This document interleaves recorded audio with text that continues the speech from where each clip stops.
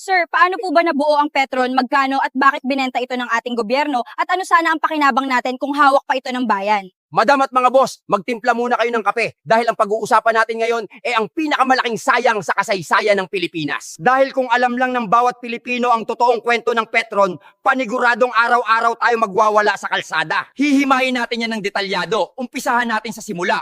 Paano ba nabuo ang Petron at magkano ang ginastos ng gobyerno dyan? Idol, bumalik tayo sa taong 1973, panahon ng martial law. Nagkaroon ng matinding oil crisis sa buong mundo. Walang pambili ng gas, pilang mahaba sa mga gasolinahan. Para hindi bumagsak ang ekonomiya natin, nagdesisyon ang gobyerno noon na bumuo ng PNOC o Philippine National Oil Company. Binili ng gobyerno natin yung kumpanyang ESO Philippines at yung refinery nila sa Bataan. Magkano ang ginastos ng kaba ng bayan? Nasa $20 million lang noon o halos barya lang kung ikukumpara sa halaga nito ngayon. Pinalitan nila ang pangalan, ginawang Petrophil hanggang sa naging Petron. Naging sariling tangke ng bayan natin yan. Bilib ka na sana, idol, no? May sarili na tayong dambuhalang kumpanya ng langis. Pero teka, heto ang trahedya. Bakit nawala sa atin? Sino ang nagbenta at magkano pinagbayaran sa atin? Fast forward sa taong 1994, panahon ni dating Pangulong Fidel V. Ramos o FVR. Lubog daw sa utang ang Pilipinas at kailangan nating magbayad. Anong naisip nilang solusyon?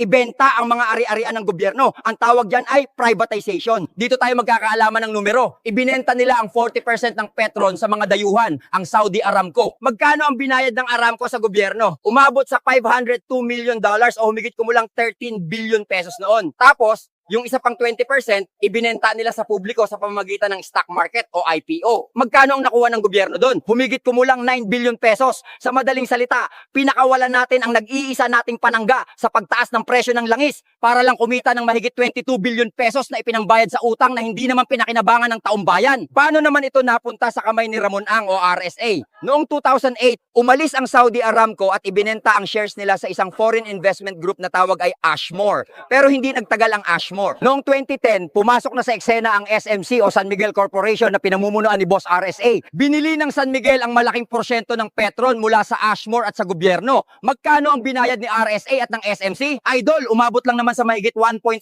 billion o halos 68 billion pesos noon para makuha ang majority control. Mula sa pagiging pag-aari ng taong bayan, naging pag-aari ng mga dayuhan, hanggang sa naging korporasyon ng isang dambuhalang bilyonaryo. Ngayon, heto ang pinakamasakit na bahagi mga boss at madam. Isipin nyo to, paano kung hindi binenta ni FVR ang Petron? Paano kung na-manage to ng maayos ng gobyerno natin na walang korupsyon? Ano sana ang maitutulong nito sa Pilipino ngayon? Una, sana may Petronas din tayo. Tignan nyo ang Malaysia, hawak ng gobyerno nila ang Petronas. Kaya kapag nagwawala ang presyo ng langis sa world market, kaya nilang protektahan ang mga mamamayan nila. Mura ang gas nila. Kung hawak natin ang Petron,